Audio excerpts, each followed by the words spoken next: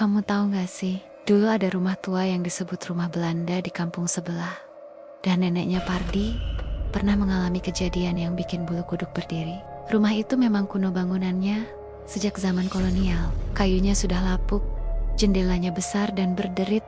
Kalau angin lewat, warga sekitar jarang masuk, kecuali penasaran atau lewat sepat-sepat di malam hari. Banyak yang bilang rumah itu kosong, tapi entah kenapa, cahaya lampu kadang terlihat di dalam, padahal listriknya tidak pernah menyala. Suatu malam, neneknya Pardi yang waktu itu berusia 70-an, lewat di depan rumah itu sendirian. Waktu itu malam Jumat, kabut turun tebal, dan jalan kampung hampir tidak tertutup cahaya. Neneknya berhenti sesaat, dekat pintu pagar. Entah kenapa ia merasa ada yang memanggil namanya secara pelan, seperti suara jauh yang hanya bisa didengar oleh dirinya. Ia bilang nada suara itu familiar, tapi saat ia mencari arah suara, yang terdengar hanya gemerisik daun dan desis angin. Ia hendak berjalan lagi, tapi bayangan di balik jendela besar itu bergerak. Bukan manusia, tidak jelas bentuknya, hanya siluet yang menatap lurus keluar, tanpa berkedip.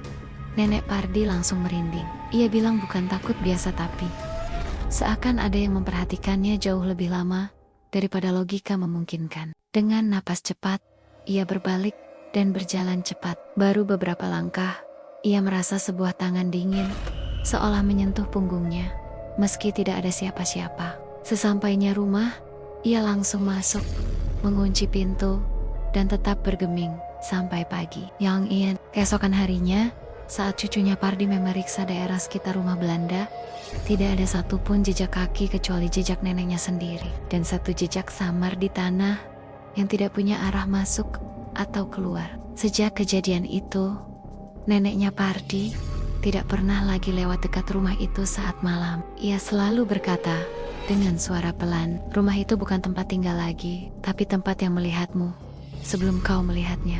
Dan entah kenapa, saat malam jatuh dan angin bergerak pelan melewati jendela rumah tua itu, banyak yang merasa seperti rumah itu baru saja bernapas.